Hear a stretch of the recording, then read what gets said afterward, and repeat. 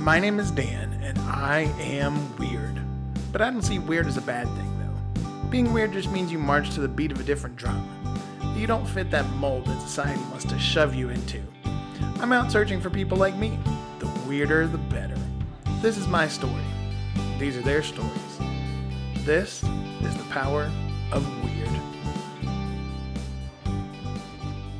This episode of The Power of Weird is brought to you by The Spectrum Perspective, communication training for the modern business.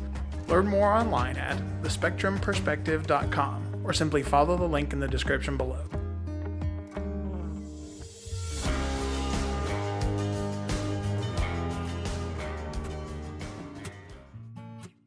Hello everybody, and welcome to The Power of Weird. My name is Dan and I'm your host. A little bit about me. I'm 37 years old, I'm 6 foot 7 inches tall. In my adult life, I've weighed as little as 295 pounds and as much as 640 pounds. I'm sometimes too smart for my own good, but at times in personal relationships, I'm also pretty clueless. I've been a vegetarian since 2001, and I also don't drink coffee. I'm a sought-after brand designer and leadership coach and the co-founder of a lightsaber combat program. I'm also a dad to a great 17-year-old kid and a proud uncle to 3 nephews, 21, 18, and 9, and 3 nieces, 15, 14, and 12. What's probably more interesting about me, though, is I'm an autistic entrepreneur and business professional. A book that I read in my early 20s changed my life forever. It was called The Secret of the Shadow by an author named Debbie Ford. In this book, Debbie talks about the things that we sometimes are embarrassed about ourselves, bringing them into the light and making them work for you. Creating your own special recipe with the ingredients that only you have to make a difference in your life and in the world. At this point in my life, I already knew I was weird, but I didn't know about my diagnosis. I've tried to accomplish the mission she set out for me in this book every day since. I'll leave a link to the book in the description below. Part of that mission was to make this podcast, finding other people who are weird or different or who don't fit in and who are living their best lives because of it. Through interviewing them and telling their stories, I hope to learn more about myself and that everyone listening does the same. Today we're going to hear my conversation with Greg Bennett, a lifesaver in the truest sense of the word. His day job is working as a peer support specialist answering calls to the suicide helpline, and he moonlights as a film composer for indie horror flicks. Greg's contact information via social media can be found in the video description below. All right, folks, welcome to The Power of Weird. I am here with a good friend of mine, Greg Bennett. He is a absolutely impressive guy, somebody who definitely helped me out at a time when I was just beating my head against the wall. And you know, you don't often meet heroes that really make a difference day in and day out in the lives of other people. Truly heroes that make a real big difference. And this guy's been doing it for a long time. So welcome, Greg. How are you, man? I'm doing really well, man. Thanks for having me on. I am very glad to have you. You are actually my, I'm not sure as far as release order, but as far as recording order, you are my very first guest, and I can think of no better person to actually have on The Power of Weird to be able to talk about just all sorts of random coolness. So I sent you a just a questionnaire, which is something that I'm sending to everybody that I'm talking to, and you of course have great answers just because you're a smart guy like that. But one of the things that I say is, do you consider yourself weird? Because some people think of that as like a negative stereotype. And I loved your answer, man. You were just like the weirdest. Like, how cool is that? Yeah. So, I mean, that's just, I love that. It's a good approach. I mean, have you always had the feeling that you were, kind of different, weird, like when you were little, that kind of thing growing up? I mean, is it something you've always been aware of, or is it, just something you've discovered, in the last few years? No, it's definitely always been there. It just took me a long time to figure out how to embrace it because, I think I spent so much time fighting it and trying to be like other people that I made myself miserable a few times. But No, I totally understand that. I've had that same same situation. In my first podcast that I put up, I talk about for me, especially when I was a kid, it was like everybody else had a code word that you didn't know, and like you were always trying to guess, and then once you think you figured it out, you just put your foot in your mouth and you're back to square one. it's funny. It's funny that this got brought up like that because I actually just the other day was thinking about this like defining moment when I was young, and maybe it was like fourth or fifth grade, and it was when everybody was wearing like the Tommy Hilfiger shirts and the Eastland like brown leather shoes. Hmm. And I remember I like begged my mom to take me shopping and get me uh, so I could fit in. And I'll never forget like putting on this outfit and looking in the mirror and just like crying because it wasn't me. Like I felt like Yeah. cheating myself. It just didn't feel right, you know. I gotcha. No, I totally understand. But for folks who haven't met you and haven't yet looked you up because this is the first time they're experiencing what it is to interact with Greg, if you had to describe yourself, like your physical appearance, for example, how would you explain that to people? And I'm sure Tommy Hilfiger is not the first thing that you would think of. I'm like a shaved Sasquatch covered in wearing a death metal shirt. That's gonna be That works. What about do you still have the long hair? You chopped that off at one point, didn't you? yeah. I tried to look professional for a while, but I'm growing it back out. Very nice. I like it. So, you mentioned professional, and that's something that I wanted to jump on with you. You and I first met, of course, when you had been doing the same job that I did for, a couple years at that point, and you were definitely a big help when I first started into the company that we worked at together to kind of figure out all the nuts and bolts and nooks and crannies of what was kind of an odd job. There was a lot of weird requirements and different things like that, and you really made it easy as opposed to some folks that I would deal with sometimes who made things really difficult.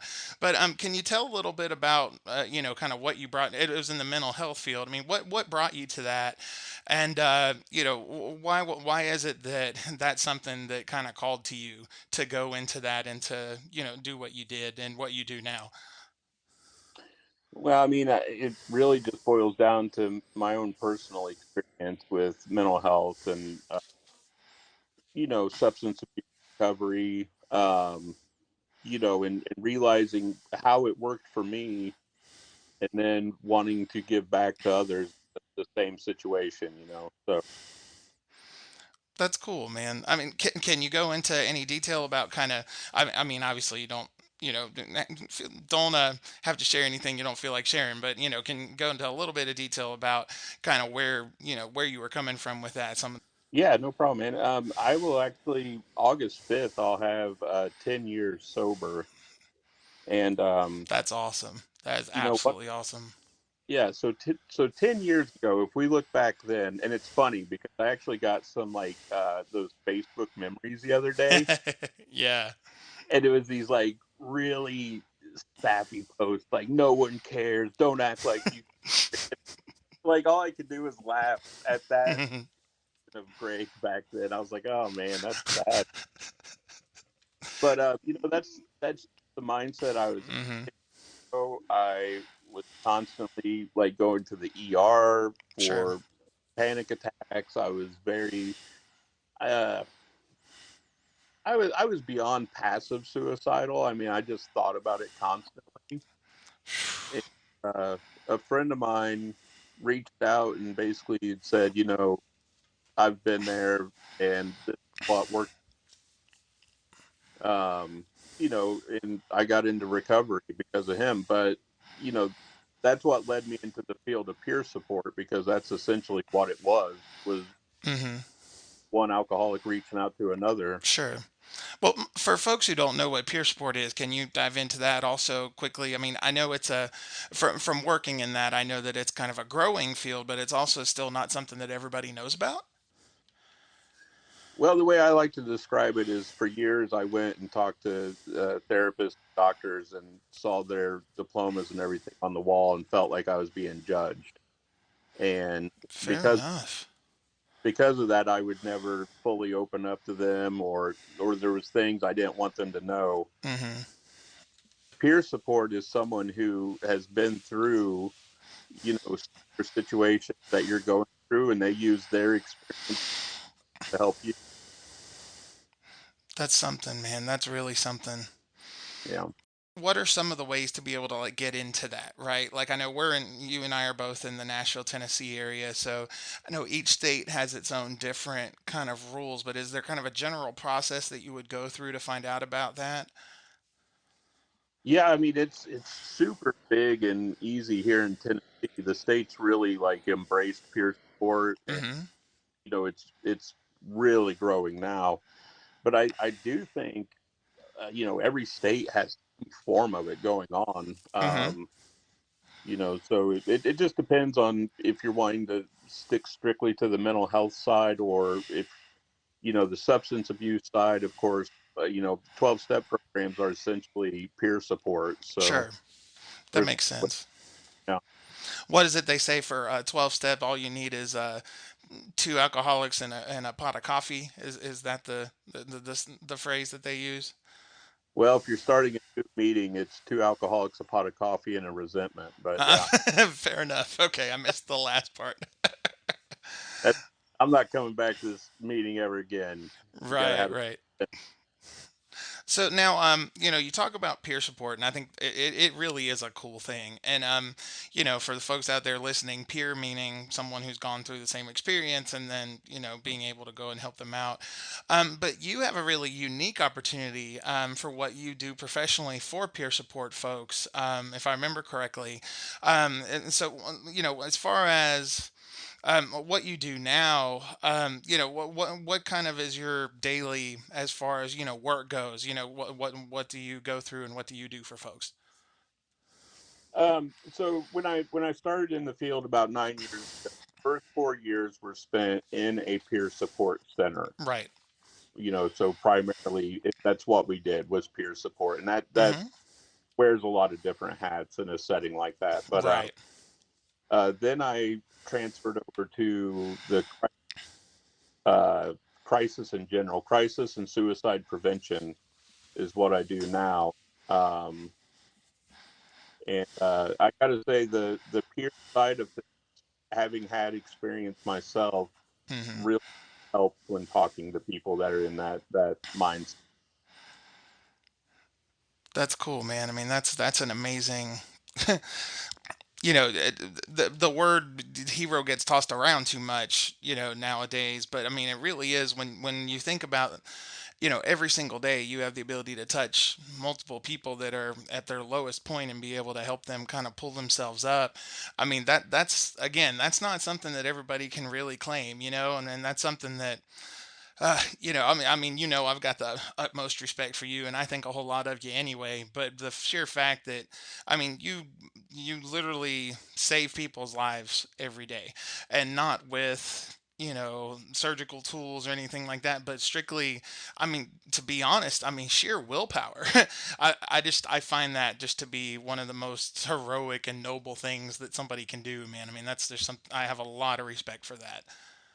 Yeah, I mean it's a tough job sometimes. I mean, I of course wouldn't consider myself because everyone that I talk to, they still have to put in the work themselves. Sure. I can't fix everything for them, but I might be able to encourage them to get on the right track, and maybe Hmm. have them second guess some of those negative thoughts they're having. Sure. I mean, I don't talk about it a lot, but I mean, I've had my own times when I was borderline on that suicidal line. Especially before I found out about like my autism diagnosis and this different kind of stuff, because I just was way out there. But I can say just from my own experience that when you're hanging on the ledge, and you're losing a grip, there's something about somebody reaching a hand down that makes all the difference in the world, though. I mean, they may still do the work, but you're the one that pulls them up so they can. It's just one of those things. I mean, it can't be overstated how important that is. And and just for me personally, I want to thank you for doing that, because there's in the job that you're doing, I know there is some follow up, but there are probably a lot of people who never get the opportunity to say, Greg, thank you for reaching that hand out to me when I was about to fall, it made all the difference in the world. So on behalf of all those people, I mean, for real, thank you, man. I mean, that's a big deal, and there's a lot of people that are alive now, for over the last few years since you've been on the crisis team that wouldn't be otherwise if you hadn't been there to reach the hand out. So that's a big deal, man. It's not like you're sitting in a call center with 50 other people doing this. I mean, like this is an intense experience, right? When you're talking one on one with these guys and really trying to, it's not like, you can call on your supervisor and be like, well, I'm going to transfer you up now, right? Yeah, there's a popular misconception that we read off a script, and that's not Hmm. all. I'm just really grateful that I get to do this every day. I'm grateful that I have a great supportive team and supervision. Um, one thing that's unique about the team I work for is that we do provide follow up for a lot of people. We'll call the next day and just kind of Hmm. check in and maybe see if we can get them into some resources. And I think that's what makes a huge difference with us, is that, I mean, we genuinely care. We're not, Right. we're wanting to make sure that we find solutions and not just, something temporary. I Right. mean, we got to get you through the 24 hours, but then after that, can we get you into services or something? Right. So, many years ago, when we worked together, we went to a mental health first aid training. I don't know if you remember that. As the leadership people in our respective locations, we always were going to all these different, different things to learn one thing or another. And so we were at this training, and you said something that it totally changed how I view anxiety, because I've had my own fair share of, I mean, folks listening know I'm a big guy, and I've had my own share of social anxiety that pertains to that, and also some of, being on the spectrum and different things like that. But I don't really have like full on like anxiety like a lot of people do. And I know a lot of, cognitive normal folks that are out there, a lot of them think that anxiety is just an excuse, just to sit back or not go in somewhere, or whatever the case may be. And Mhm. you described, in this training that we did, about, when you would have a panic attack, that like you would know intellectually, like, this is probably a panic attack. I've had these before. But you said something to the effect of, no one could convince you. Like, your mom could be standing in front of you and say you're not having a heart attack, and nobody could convince you that you weren't, and you thought you were going to die that day. Um, and Yeah. that put a new focus on that for me. Like, I never, it never occurred to me that it could be to such an extreme. And someone who, and again, I mean, you're clearly a smart guy. You're well reasoned and thoughtful, and it's one of those where, of course, you're going to be that with yourself too. And if, somebody who is intelligent and and has all these, kind of, in control of their faculties, so to speak, to be just absolutely convinced, even though, that's probably not what's happening. I mean, that's a pretty intense experience, right? I mean, every panic attack that I ever had was like exactly the same, and my reaction was always the same in thinking that this was different. I mean, you know, obviously, you want to get checked out and all that kind of stuff. Like, you don't want to risk it, But still, I mean, again, I just put it in a different mindset. And one of the things that bugs me so often, because I am not in mental health anymore, I'm in the regular business world, and you come across these people who just don't really have the experience, or they haven't seen some of the things that somebody like you or I have seen working in that field, and and they really don't understand. Like, this is a real thing, given your experience personally and professionally.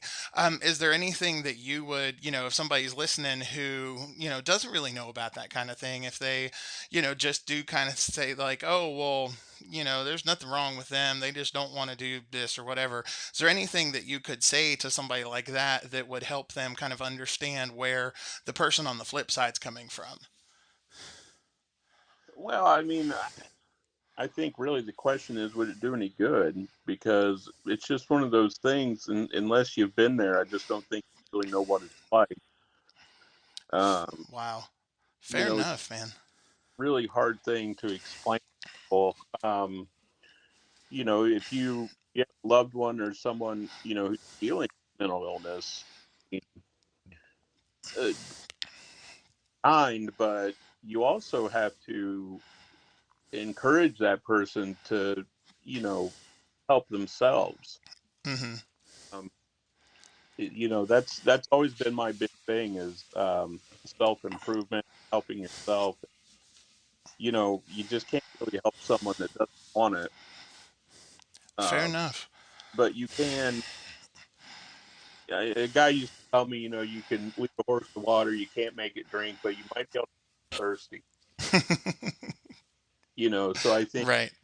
as a friend or loved one or something, I think just the constant encouragement because we talk about the stigma of people that have mental illness, that they catch people with, but we don't really talk a lot about the stigma that people with mental illness put on themselves and the healthcare system. So Wow. I get this a lot, with people with anxiety don't want to try medication because they say it makes them a zombie or this or that. I will tell you right now, medication absolutely saved me when it came to anxiety. And it did not happen overnight, right? It took a long Hmm. time to find the right medication, the right dosage, even to like the right time of day. Sure. But once we found all those things, it was a complete life changing thing. I've had the same experience where, I've been on different antidepressants at different times, and I know one of my doctors had me try a combination of a couple different ones at one point, thinking that one would serve as a booster as the other, and it was so strange. I was only on these two for like a few months, but man, I mean, me, I'm typically just pretty lighthearted and just kind of have a good time. Typically, have a smile on my face. Man, if I was not the most irritable, grouchy, just pain in the ass that you'd ever met. And it was like this for like 3 months until I was like, wow, man, I'm really acting like a dick right now. I need to do something about this. Yeah. So I know what you mean. I mean, it's I mean, obviously they've made a lot of advances, right, with the chemicals in the brain and everything, but you are like changing the chemical balance of your brain, so you don't quite know exactly how it's going to work right away, right?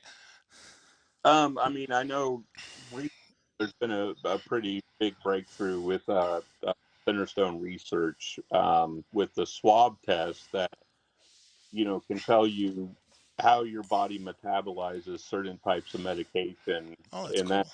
should drastically narrow it down. You know, I mean, we've all heard the saying, "Take two of these and call me in the morning," Right. and that's kind of like what they do with the anxiety and antidepressants. But yeah, Hmm. we'll and you know that's the other thing too. People will take medication for a couple weeks, say it didn't work, and stop taking them. And True. it takes about a month for those to really even start having an effect. Hmm. My experience with the ones that have helped, and I'm on I think it's the generic of Zoloft now. I've been on that for a few years, but for me, I always describe it as it doesn't eliminate, like, because I've had a major depression diagnosis since I was 15. But it doesn't eliminate the symptoms of depression, but it does help to be able to kind of bridge the deep, dips, if that makes sense, to just kind of like even everything out. Some people I know, if they have a high enough dosage, like they act, it's like they don't feel anything almost. And I guess I'm fortunate to be able to, like I said, it just kind of shaves the bottom off for me. Have you ever had any kind of experiences like that, or do you work with anybody that's had to deal with medication issues like that?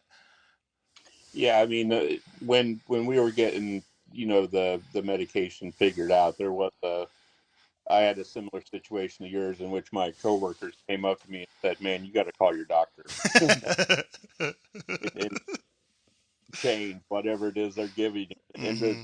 scary thing was, I didn't even realize Right. that I was really being that way. Um, so yeah, I mean that can be a part of it. Well, one of the things about being on the spectrum for me is a lot. Oftentimes, I'm oblivious to how I act anyway. I try to make a real conscious effort to kind of be in control of what's going on and what I'm doing. But I hate to admit that it took me way longer than I wish it would have to realize that I was being kind of obnoxious. But yeah, I mean, because sometimes, yeah, you don't know. I mean, you're just there dealing with stuff, you know? I mean, you're trying to just live through stuff. That Right. makes sense.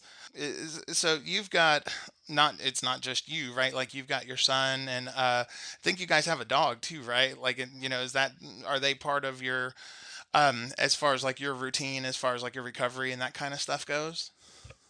Oh, well, I mean, yeah, it's like, the two most positive things I have in my life. Sure. Um, so, I mean, yeah, definitely. Um, I get- I'm really grateful that my son and we share so much in common. Um, he's a gamer now. He's getting into music, playing. Nice. Uh, he loves going fishing, and uh, the only thing we really disagree on is aliens and UFOs. All right. Like I am so ready to just be abducted, and he thinks the whole so Wow. he won't even humor that conversation with me. So if they charter the first colonial ship to Mars and start to terraform and all that, are you going to be on that? Are you going to be the first peer support specialist on Mars? No, dude, that's kindergarten. I'm not even playing around with that. All right, fair enough. I'll actually tell you. In September, I'm going to spend a week in Point Pleasant, West Virginia, Okay. which in '66, '67 is where the Mothman sightings Oh were. wow, yeah, I know about that actually. Yeah, and so part of the Mothman story is a guy named Woodrow Derenberger. A UFO stopped in front of his car, and a guy got out, human looking, whatever, named Mm-hmm. Indra Cold. And long story short, Indrid Cold ended up like being friends for many years, and he wrote a book called Visitors from, and talks about how Indrid Cold would take him to Lanulos, and it's this beautiful, amazing planet. So my goal is to just hitch a ride to Lanulos. I can dig that actually. That's cool.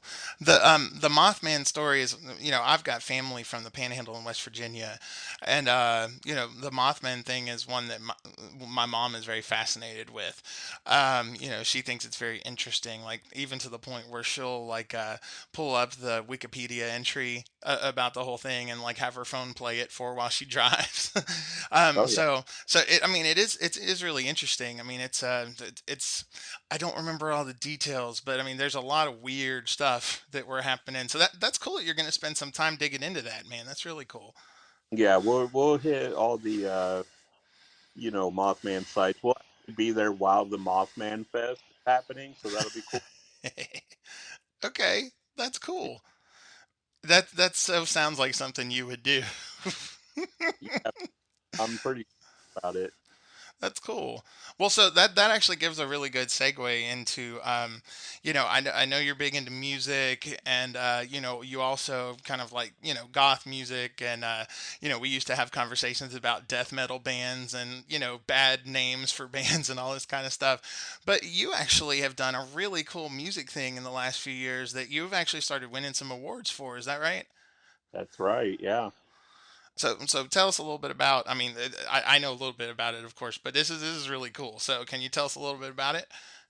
yeah. I'll tell you from the beginning because I Okay. think it is an interesting story, and it's a fairly new story because I've always been interested in music. I never took learning guitar very seriously or anything until Mm-hmm.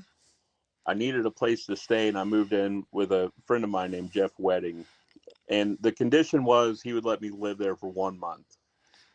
And I ended up living there for at least 6 until he got married.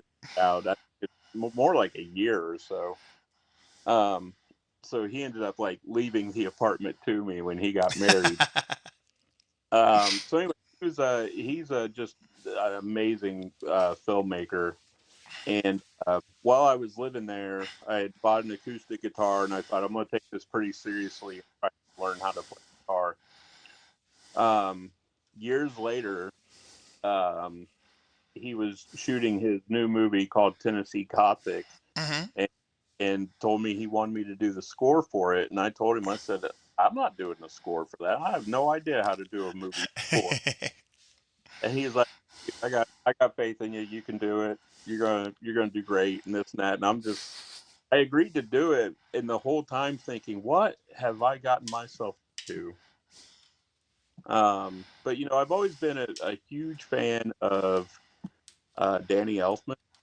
Oh yeah, yeah. Huge Oingo Boingo. Of course, he's done some of the great film scores of all time. Sure. Like he did the if I remember correctly, wasn't it the either Batman or Batman Returns movie Both score? he did Both of both them. of Yeah, yeah. So I mean, you hear, Danny Elfman's one of those names like John Williams of people who are legends in the field of, scoring movies. So just for I them. mean, Well, just he's a big deal, I guess is what I'm trying to say. I mean, he did the Simpsons theme, which is Right. probably the most known TV theme of all time. But True. yeah. So I was also, I mean, I've always been a big horror movie fan, Right. and scary music. Bands like Front 93 and Coil and Aphex Twin. It's all this kind of like really dark ambient, Mm-hmm. um, music. So I kind of focused more on those bands and what they did than the film composer side. Sure. Um, and it just, man, it just kind of all clicked. It went it went a lot smoother than I thought. Jeff would just kind of call me and say, "Hey, I need a new piece of music for this scene," and I would do it, send it over, and he was real funny about it. If he didn't like something, I would send it to him, and he'd say, "Oh man, that's really really great, but that's not for this movie, right?" Say, "Oh no no, that's just something I was playing around with," and I'd be heartbroken a minute, and Right. then you just got to get back to it. But it's It's a pretty diplomatic approach. yeah, I mean, it was such an amazing opportunity, and Oh yeah. from I did the score for another movie that was recently released called The Embalmers. I've done a handful of podcasts like jingles. Mm-hmm. Nice. That's something that kind of just popped up out of nowhere. But Yeah, yeah, man, yeah. it's been really cool. Tennessee Gothic though is still when we first started really like doing promo stuff for that, the pandemic hit, Yeah. and that definitely put the brakes on everything. But things are kind of coming back around now. It actually just I think last weekend took home the grand prize at the Joe Bob Briggs Jamboree, which in the horror world is a massive deal. Yeah, yeah. I've heard that it's a pretty huge deal. Yeah, anything involved with Joe Bob Briggs, if he likes your movie, that you don't get, much bigger than that. That's cool. It's actually Yeah. really, really cool. Well, so what kind of other, uh, what drew you originally to that kind of like musical, taste, like that kind of genre, that, those influences per se? What was it, because I mean, we all grow up. I mean, heck, I grew up listening to pop and R&B, and of course, anybody around Nashville, you are inundated with country music, whether you want to be or not. But for yourself, I know. I mean, you're not from this area originally, but what kind of drew you to that kind of music and those kinds of groups and things like that as you were growing up? Well, I mean, the first that I ever really remember just listening to nonstop was Oingo Boingo Okay. tape that my aunt gave me, and so I was pretty well off the mainstream track already by then. But there's a song. It was a best of, and there's a song called "Only a Lad," and I there was just something about that song I listened to just over and over and over again, and that was like the first song I ever remember feeling like I really connected with. Mm-hmm. And from there, he got into listening to a lot of punk. I got really into the like anarcho peace punk stuff, Crass, Subhuman, Mm-hmm. Zounds. I really liked the lo-fi. At that time, I really liked that it was more about a message than it was music. It Sure. was, I thought they were really trying to do something. Um, and then it just kind of, keeps growing. I mean, I got into Iron Maiden, Slayer, uh, and then my friend played this band called Mayhem, and that was completely life changing. It was I got to find the darkest, scariest music of all time. But yeah, I don't know, man. It's just a lot of it. Certain people come into your life at just the Mm-hmm. right. They bring stuff that they listen to, and you just grow this huge collection. That's very cool. That's very, very cool. I mean, it's just being a music person, a musician. I mean, I grew up, singing and playing instruments and all this kind of stuff. It fascinates me what draws different people to different kinds of music, and what I love especially is that you would think. A lot of people who, especially who don't know about, say, like some of the hardcore, death metal and things like that, people that don't know about those would typically associate those with things like being suicidal and having drug and alcohol type issues, things like that. But what I always found really interesting was that the further into your recovery you got, the crazier your musical taste went, and the more you would just dive into the kind of the dark, brooding, heavy stuff. And I always thought that was just kind of a cool, a little bit ironic, but almost a refreshing take on it. You're able to take what you need from it. You don't have to see what everybody else sees in something. There's some really interesting studies that have came out recently regarding metal music, um, and that metal fans are more loyal, they're more happy. Hmm. And it's something like I can listen to, what a lot of people think is just noise, and I find it so relaxing. Um, it actually just fully calms me down. Like, you know, I, my son, he always makes fun of me for falling asleep to death metal, and that's like my Right. meditation place. I mean, it just fills me out. That's cool. I mean, that's just very cool. So, if I'm able to pull the MP3 files, we're going to, and of course, if I can't pull them, I'll just cut this part out. But if I can pull the MP3 files, we're definitely, once the interview wraps up, we're going to play a couple of your things from Tennessee Gothic, and then we'll put a link down in the description of the podcast as well. So if anybody wants to go and find where they can see the movie, they can do that as well. But can you give us just a quick rundown of like where they can find that if they wanted to go out and search for it and check it out? Yeah, yeah. Actually, both the songs I sent you are from the Embalmers, Okay. which is the latest movie that I did the score for. But if you go to gypsyrootproductions.bandcamp.com, Okay. you can find the score for both films. Nice. And you can buy them and digitally download them or whatever. And Sure. yes, I get that money. And yes, I'm very poor. So So definitely don't pirate it. Like no torrents, nothing like that. Definitely uh, go and do it the right way. now, if you got to steal it, it's cool. I understand. But if you want to pay, that's even so. And then Gothic, you can find a lot of information about it at TennesseeGothicMovie.com. Okay. And So just that's for folks who don't know, I mean, what can they expect? Like, I mean, this isn't, obviously it's not like a rom com or anything like that. I mean, what can they expect from the movie?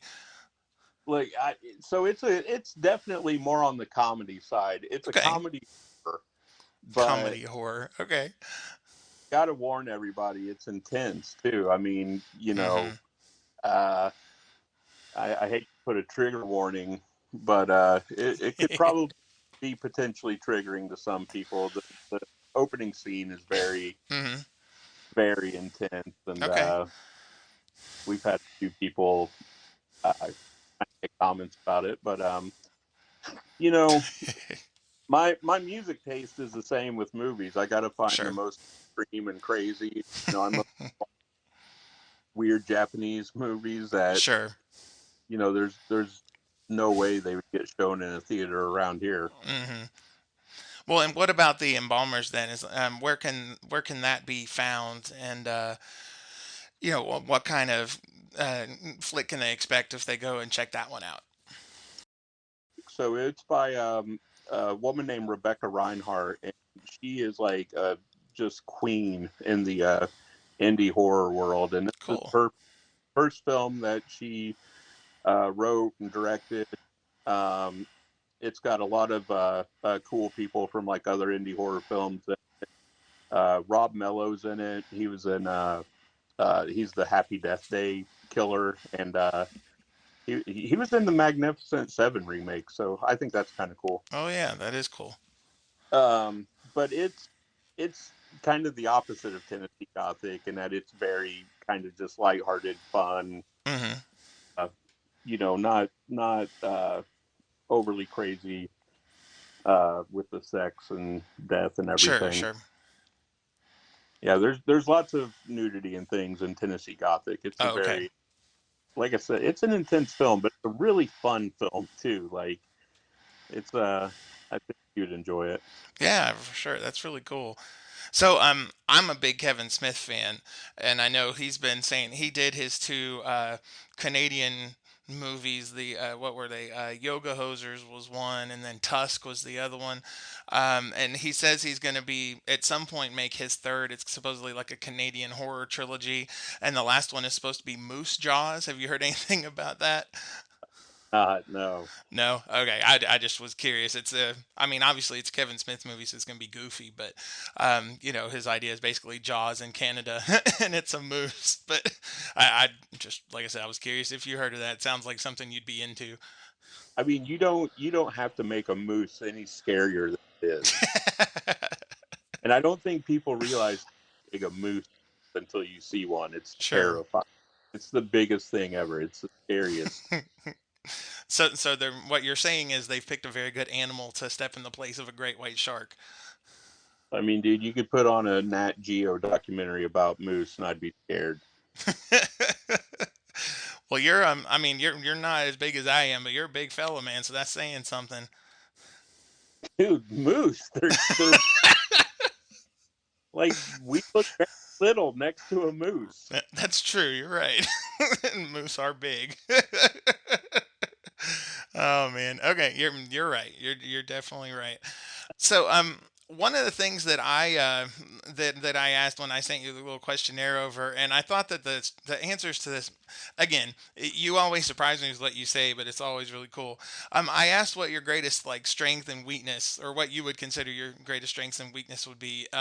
Can you dive into that a little more and tell folks out there? Because I was really surprised by the answer that you gave for both of those, and I thought they were great answers. But it'd be something that people would be interested in finding out about. Yeah. So it said my greatest strength was my trust issues. Um, I'm a very, inquisitive person and Hmm. very skeptical by nature. Sure. Um, I don't, you know, I, I thought the news was fake before it became a hashtag. Right. I'm just, I'm one of those people follow the money and Hmm. history's wrote by the winner, and Sure. um, Lots of and good cliches that have their root in truth. Yeah. yeah. So I mean, why I think that's a strength is that I think outside the box a Hmm. lot. I'm always looking at different sides of things, and I think it's good that it's taught me to look at things from both perspectives. Hmm. I can see. both sides of a story, and Right. sometimes I'll play devil's advocate on things. But Mm.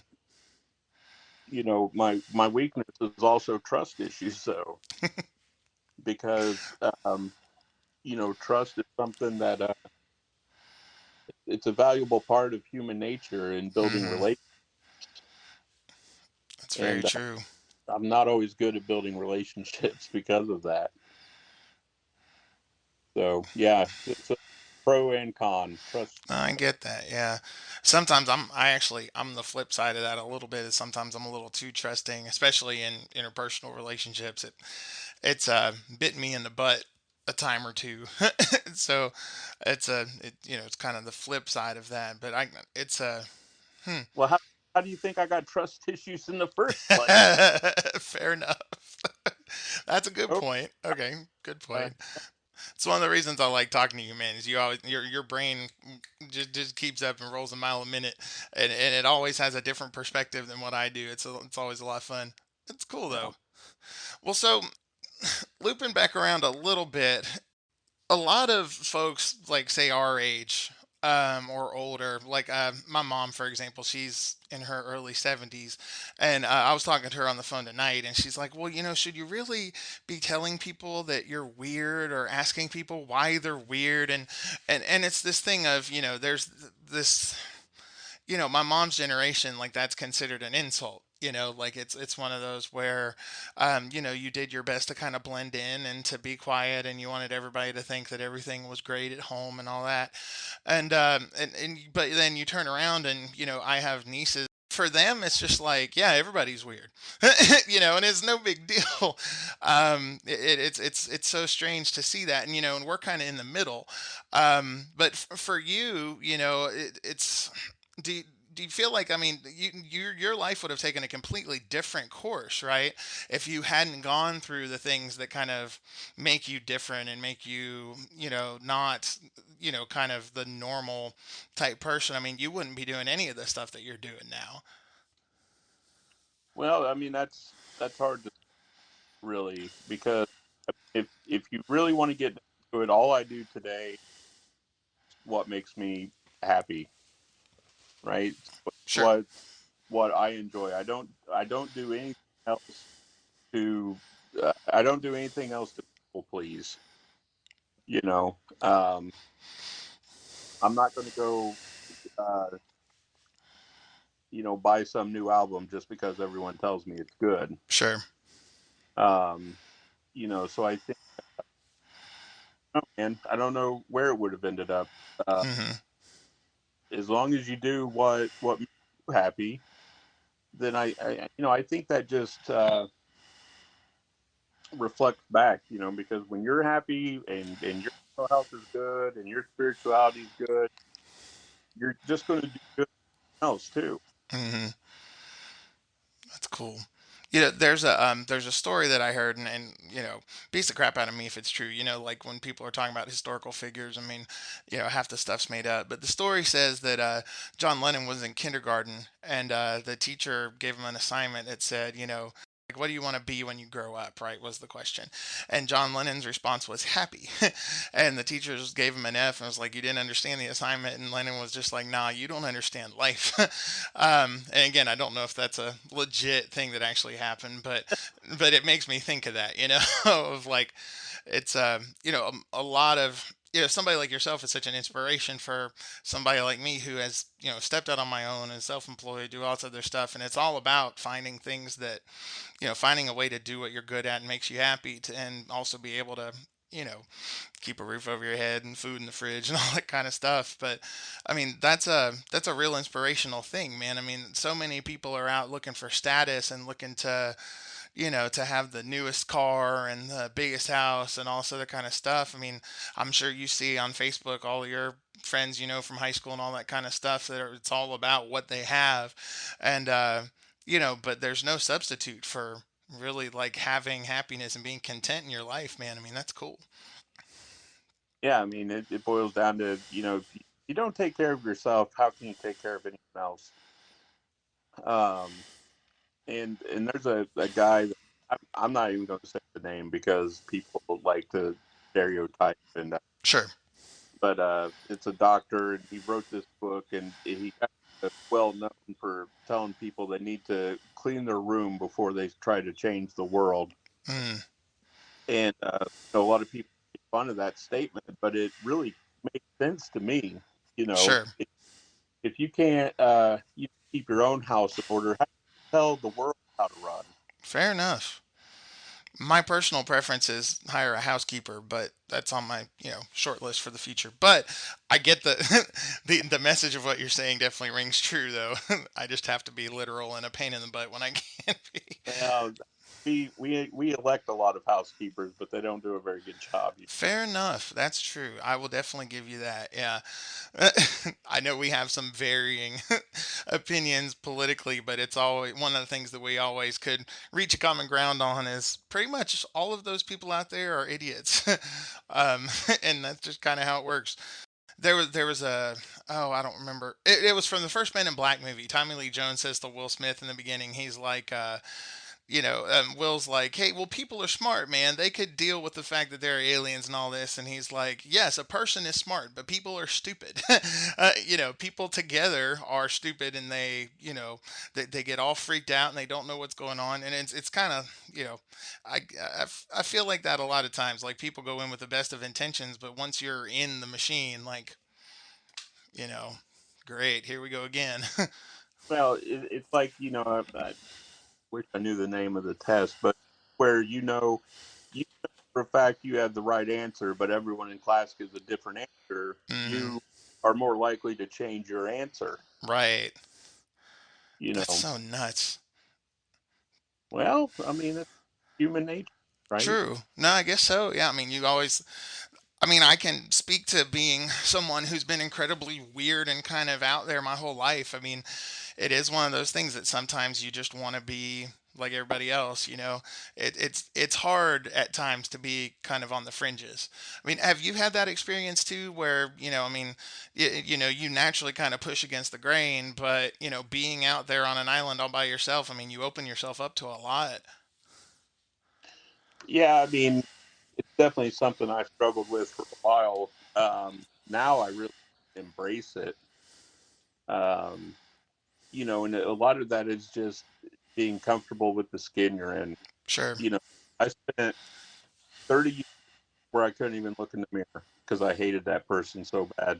Um, and now, you know, now that that's gone, comfortable being, man, that's a huge. Man, I tell you, well, for what it's worth, man, I love you. I'm glad you're around. I mean, like I said, you make a big difference in a lot of people's lives. And it's funny, the place that we both worked, there was a good bit of drama from time to time, but I always thought it was funny. And that the one thing that every single person I ever encountered at that place could agree with is everybody loves Greg, which was pretty cool.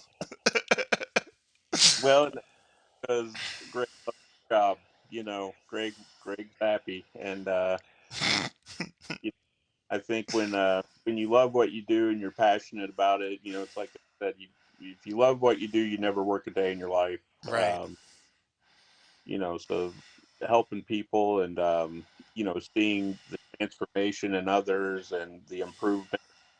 I mean, it's hard to be in a bad mood when you're surrounded by that all day. Fair enough, man. That's cool. I mean, that's just such a big thing.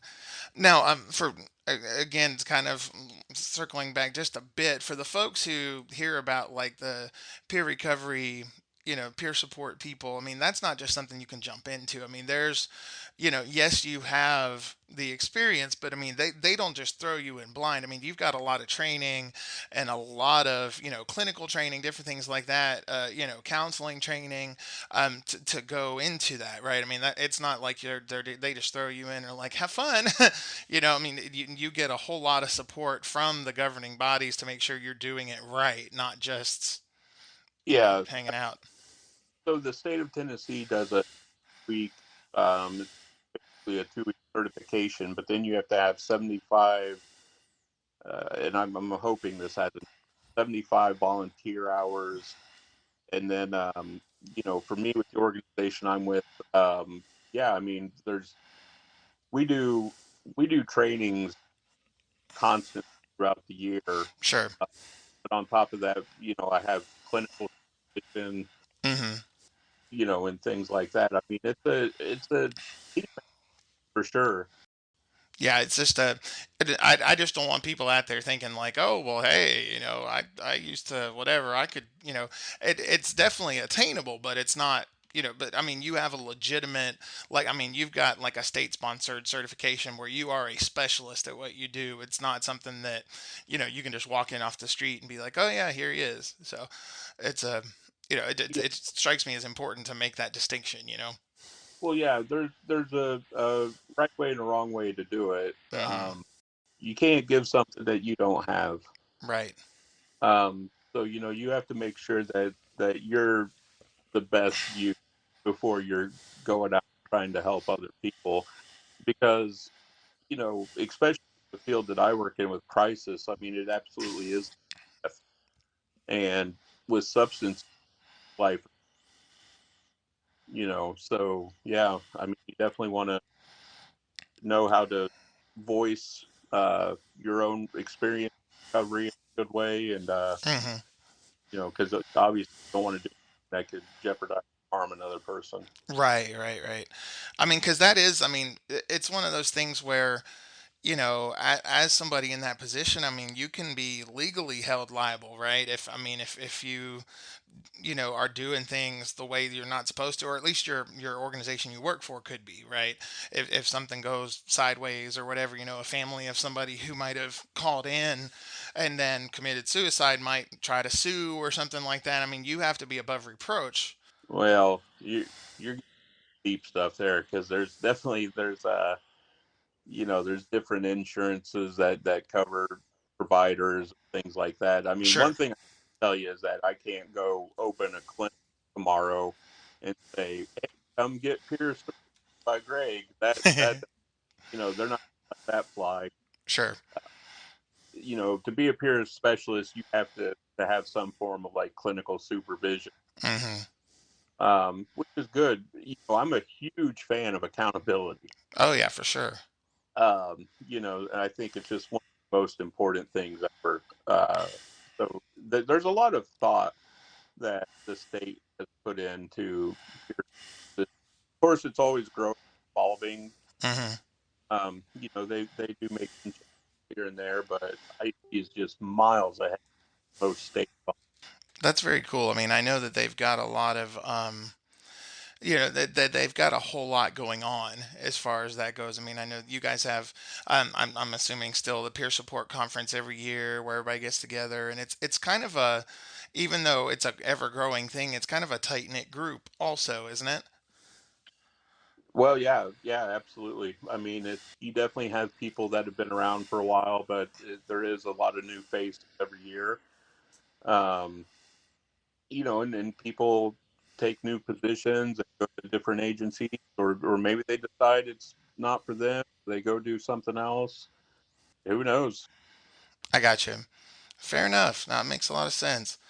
So one thing that before we wrap up here, one thing I wanted to mention is, the job that you were in before you went to the crisis team was a leadership position, and one of the things that I am very aware of and that I pay attention to, especially because of what I do professionally now, is leadership and how people communicate and different things like that. My company, we go. We're actually an authorized CEU provider for peer leaders throughout Tennessee, actually.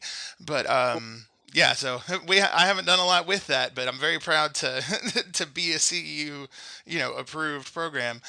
There's a big difference between managers and leaders, and it's one of those where I think one of the reasons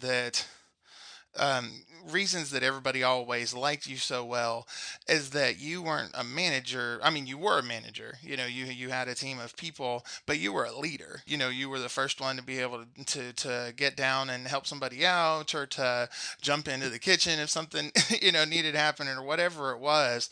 And communicating as a leader is very difficult because it comes down to you being accountable. Because if somebody doesn't understand the instructions you give, if somebody doesn't understand what you need from them, it may come out where, they get yelled at or whatever, but at the end of the day, it's up to you to make sure you're doing your job right and communicating well. Something that I really, again, that I admire about you, man, is that it seems like you do it without even trying. Where I mean, you're a leader, and and I think that's probably one of the reasons you do so well in crisis is because you are a leader, and people feel like they can trust you when you're talking to them and you're helping them, and that's not something that is true for everybody. And so, I just feel compelled talking to you here that like that needs to be on the record of, not everybody is like that. And so that's a significant thing, and you definitely should be celebrated for that. Well, it's I don't think it's conscious or intentional. I don't aim to be a leader. I attribute my managerial skills to a guy named Dan. He was the general manager of Red Lobster back in my hometown, Kokomo, Montana, Mm-hmm. and I worked there for a couple years. And he was about as hard nosed manager wise as you could get. I mean, he was strict, he was loud, he was Gordon Ramsay before there was a Gordon Ramsay. But I'll tell you, if we got in trouble or we got backed up on the line, he would drop everything he would do. He would roll up his sleeves, and you have never seen someone work in a kitchen harder and faster than that dude. Wow. And I would watch him, man, and it just blew my mind how good he was at the job. And I think, I think the people that recognize that were all made better because of him. Mm-hmm. And the people that just looked at him as a manager, I think they missed a really valuable lesson from him. Sure. Because they were too busy, just being mad at the man. Right. Because some people have. Um, but yeah, man, that dude, I think about him a lot, and any manager I had, you know, um, I've butted heads with a lot of managers because if I can do the job and they can't, what are they doing, right? How Right. are they going to tell me to do it? If they can't do it. Um, so I've always wanted to. I, if I'm in a leadership role, I want to lead by example. Sure. I had a one of my first managers when I was working commission-based sales a long time ago.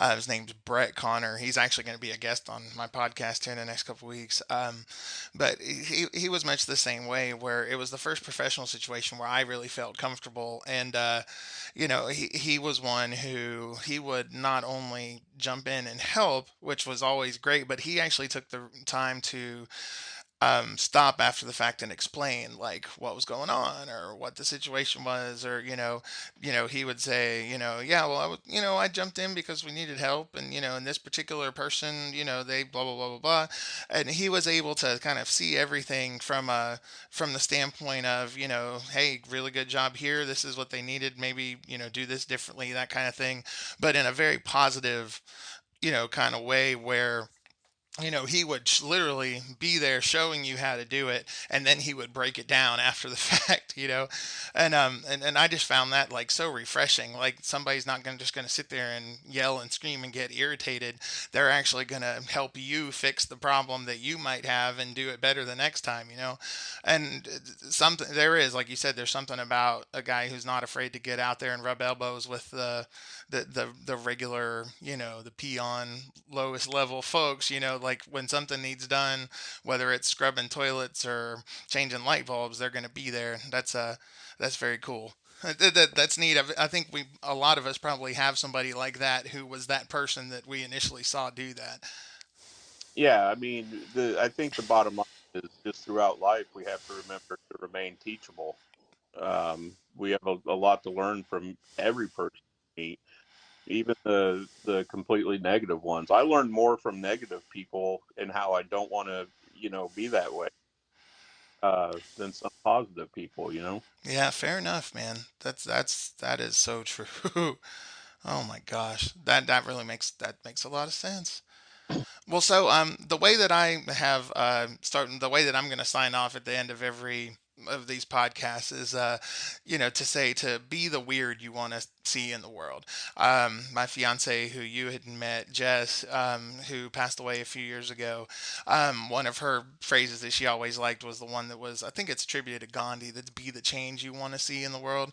And I kind of like my version better, but be the weird you want to see in the world. And what kind of, if it were up to you, what kind of weird do you want to see out there? Like, what do you think there needs to be more of in the world that is something that's important to you and you feel like that we could just use a little more of? I just think everyone should embrace what makes them happy, weird or not. It doesn't matter. Fair enough. Yeah, I mean, weird. Who's to say what's weird, right? Like Fair enough. it's an exciting world out there, man, and you got to open your mind to all of it and learn as much constantly. Man, that is good stuff, man. It's very cool. So, all right. So, out there right now, you've got Tennessee Gothic and the Embalmers that you have done the score on, right? And you can check those out online and be able to watch those, right? Yeah, absolutely. Okay. And then, is there anything in particular that you want folks to know about, just, in kind of closing about whether it be, peer support or, kind of, suicide prevention, anything like that, that's kind of final words that you might want to give to folks? Yeah, I mean, especially with the thoughts of suicide. I mean, if you are having thoughts of hurting yourself, I mean, reach out, right? Because, like I said, these aren't people reading off scripts. We're there because we actually care and we listen and we want to help. And some of us have been there ourselves. And I know it's okay to say, hang in there, things will get better. But you know, I mean, they do. And I'm not here to say that life doesn't have a lot of pain and a lot of suffering, because it Sure. does. It's definitely a part of it. But we don't know when those next good times are coming. We don't know, just how great they could be. And, I want to stick around. And National Suicide Prevention Hotline, that's a number you can call anywhere in the U.S. to get someone. And that number, I've got it right here. That number is 1-800-273-8255, and that's the Suicide Prevention Helpline. And you said anywhere in the U.S., folks can call that and be able to get a hold of a person right away. Yeah, someone's going to answer, and someone's going to be there to help. Very cool. Well, and also, if there's anybody out there who feels like they want to contribute financially, you can visit tspn.org, which is the Tennessee Suicide Prevention Network. They're a nonprofit organization that is part of the larger suicide prevention network across the country that runs that helpline and also provides grants. So organizations like Gregg's can do what they do and be able to help folks out. So definitely, if you, I'm pretty sure it's tax deductible, all that kind of stuff. Visit them at tspn.org, and you'll be able to find out if you want to contribute financially and help them, keep going with what they're doing. Gregg, man, it's always a good time talking to you. You're one of my favorite people. We definitely don't talk enough, so we got to fix that. Thank you so much for being, on the Power of Weird here on the podcast. It's been really good talking to you, and you provide a very unique perspective on a lot of different things, and hopefully the folks that are out there listening will be able to benefit from getting to know you a little bit the same way I have. I dare say a weird perspective. There you go, man. I like it. All right, folks. Well, thank you so much to Greg Bennett, and you can find information from him on where to find him on social media, as well as the different projects that he's involved with down in the description below. Thanks, everybody, and we'll see you next time on The Power of Weird.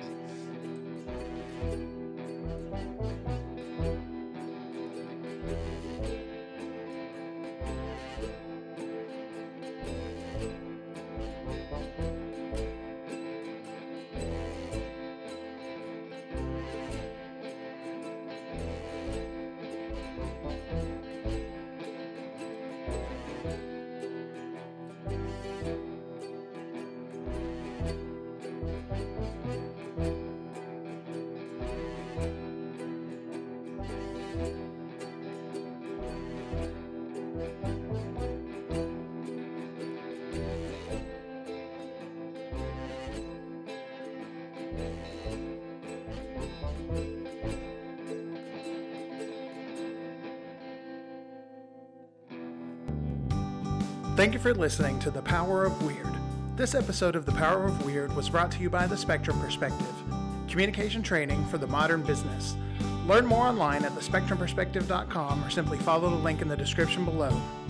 Make sure to stay tuned for more of my story, as well as great interviews with amazing, weird people. And remember, be the weird you want to see in the world. We'll see you next time on The Power of Weird.